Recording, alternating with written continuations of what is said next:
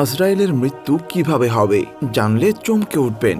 আসসালামু আলাইকুম ওয়া রাহমাতুল্লাহ।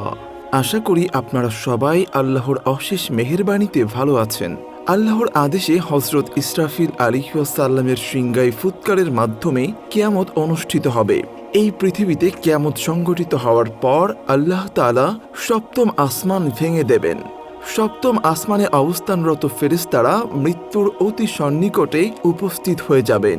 পৃথিবী ও আসমানের সব প্রাণীর জান কবজ করার পর যখন আজরাইল আলাইহিস সালাম আল্লাহর দরবারে হাজির হবেন, তখন আল্লাহ তাআলা আজরাইলকে প্রশ্ন করবেন, হে আজরাইল, আর কে কে জীবিত আছে?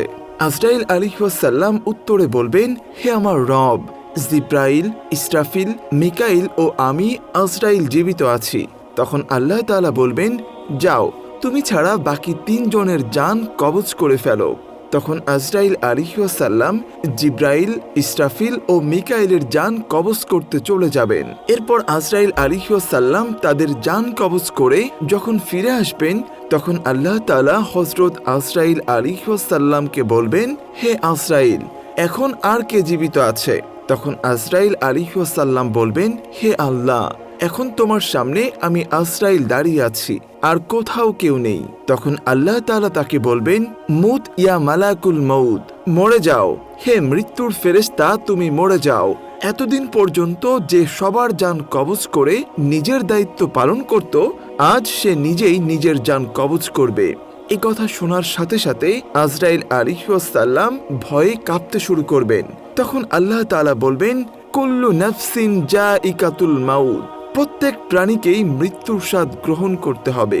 এরপর আল্লাহ তাআলা আবার বলবেন, মালাকুল মউত, কেঁদো না, এটাই দুনিয়ার বিধান, আমার তরফ থেকে এটাই দুনিয়ার নিয়ম, জন্মালে অবশ্যই মরতে হবে।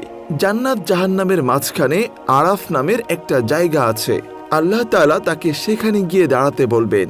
আজরাইল আলাইহিস সালাম আল্লাহর নির্দেশ মতো সেখানে চলে যাবে, আর সেখানে গিয়ে সে অনবরত কাঁপতে থাকবে। তখন আজরাইল আলাইহিস সালাম আল্লাহ তাআলাকে বলবেন, হে আমার রব, সৃষ্টির শুরুতে যদি জানতে পারতাম সবার রূহ কবজ করার পরেই আমাকেও মরতে হবে, তাহলে এই কঠিন দায়িত্বের ব্যাপারে আপনার কাছে ক্ষমা চাইতাম। তখন আল্লাহ তাআলা তাকে আবারও বলবেন, হে মৃত্যুর ফেরেশতা, তুমি মরে যাও। এই কথা বলার সাথে সাথে আজরাইল আলাইহিস সালাম এক বিকট চিৎকার দিয়ে মারা যাবে। সেদিন হযরত আজরাইল আলাইহিস সালামের চিৎকার এতটাই ভয়ঙ্কর হবে যে সে সম্পর্কে মহানবী সাল্লাল্লাহু আলাইহি ওয়াসাল্লাম বলেছেন, হযরত আজরাইল আলাইহিস সালামের ওই চিৎকার যদি পৃথিবীর মানুষেরা কান দিয়ে শুনতে পেত, তাহলে কিয়ামত সংঘটিত হওয়ার জন্য আলাদা করে ইসরাফিল আলাইহিস সালামকে সিংগায় ফু দেওয়ার কোনো প্রয়োজন হতো না।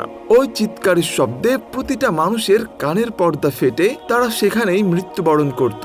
এখন ডানে বায়ে, সামনে পেছনে, উপরে নিচে আর কেউ নেই, শুধুমাত্র একজন ছাড়া, আর তিনি হলেন মহান আল্লাহ তাআলা। তখন আল্লাহ তাআলা পৃথিবীকে বলবেন, হে পৃথিবী, তোর নদীগুলো কোথায়? হে পৃথিবী, তোর গাছগুলো কোথায়? হে পৃথিবী, তোর পাহাড় পর্বতগুলো কোথায়?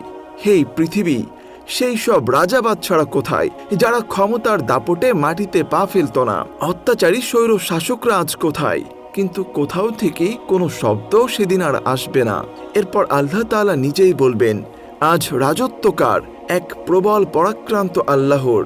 সেদিন সেখানে হিসাব নেবেন আল্লাহ তাআলা নিজেই। সেখানে ব্যবস্থা আছে শাস্তির ও পুরস্কারের, সেখানে ব্যবস্থা আছে চিরস্থায়ী সম্মান এবং চিরস্থায়ী অপমানের, সেখানে চিরস্থায়ী সুশ্রী রূপ আছে, আছে কুশ্রী রূপও। সেখানকার সফলতা চিরন্তন, সেখানকার ব্যর্থতাও চিরন্তন। সেখানকার অপমান যেমন সীমাহীন, তেমনি সীমাহীন সম্মান। আল্লাহ তাআলা যদি কারো প্রতি সন্তুষ্ট হন, তাহলে তাকে বেহেশত দান করবেন, আর অসন্তুষ্ট হলে দান করবেন জাহান্নাম। মৃত্যু যদি আমাদের শেষ হতো, তাহলে তো কোনো চিন্তাই ছিল না। নামাজ পড়তাম কিংবা পড়তাম না, পর্দা করতাম কিংবা করতাম না, অন্যায় কাজ করতাম কিংবা করতাম না। কিন্তু মৃত্যু যে সবকিছু শেষ নয়।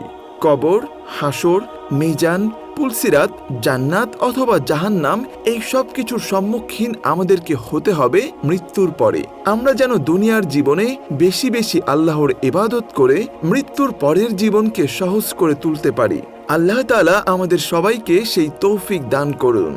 আমিন।